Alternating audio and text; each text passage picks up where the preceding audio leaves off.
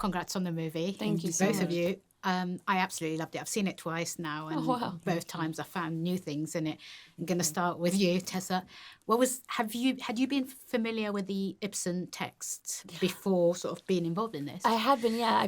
I first got introduced to Ibsen, similar to Nia, by reading A Doll's House, and I fell in love with that play when I was a teenager. I love that play. And later in life, when I understood that I wanted to be an actor, that was the play I always thought, like, oh, I dreamed to play Nora at some point.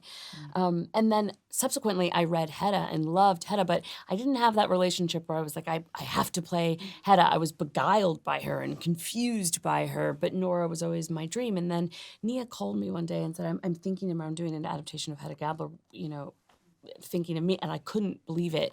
And I thought, oh, I should go back and read the play because it had been years. And then I thought, no, I'll wait. And she sent me the screenplay, and I read that and thought, this is brilliant. This is the way to adapt work. If you're going to take something that is so storied and important, I think you should have something really personal to say and a real personal point of view. And I think she really captured that in this to such extraordinary effect. And I felt so honored that she thought of me as her Hedda. Nia, the play was written in 1890, and then premiered as a play in 1891. And how do you work with that text to make it, if not more modern, but more accessible to sort of modernize? Yeah, sure. Say?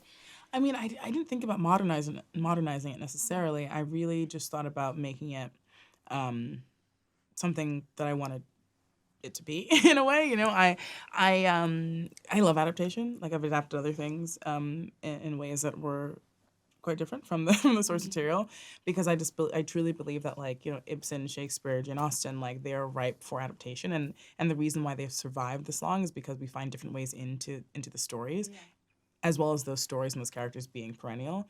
And so times change, but these struggles are the same. And so I thought, what about this struggle is speaking to me? And then how can I emphasize those things that are speaking to me right now? And that's where the changes and the shifts from the original play came from. Yeah. I got into a heated debate with someone after the first screening of That's the movie, great. and I just said, someone who said Hedda's a monster, and I didn't see her as a monster. I saw her as a victim of her circumstances. How do you actually see her? Did you get really close to that character? Yeah, and I mean, very I feel defensive? protective over her. I don't personally think she's a monster. I think she does monstrous things. I think we are all, as humans, capable of monstrous things. It's just what I believe. I also think that we're capable of extreme kindness and generosity, and I also believe that Hedda is capable of those things too. So I don't see her as any one black and white thing, but I love that you had a heated debate, and I think that's what we wanted audiences to be left with. I think she is a polarizing person and character, and that's kind of okay with us. And we didn't want to soften her edges or make any excuses for her, but also we wanted to make sure that she was allowed her own humanity. So I'm glad that you don't think she's... But I think you still root for her, regardless of what you think. Nia, you took the decision to make Loveborg into a female character rather than a male character, which I think is absolutely brilliant. It gives it a bit of like feminist kick in there as well. What was that decision? Why did you take that decision? I think, I mean, the more I talk about this, the more I'm like really trying to find that, like, back when I was 22 or 23, like, centering on that. I think I saw myself a lot in Eilert, actually, in terms of him feeling like the only good thing about him was his intellect. That was going to be the thing that sees him through. And maybe that's what made me want to make Eileen into a woman, because or Eilert into Eileen, because as a woman, I understand this really well, actually. Like, the struggle to be seen on equal footing, to be given the same opportunities as men, for your voice to carry as much weight as a man's voice.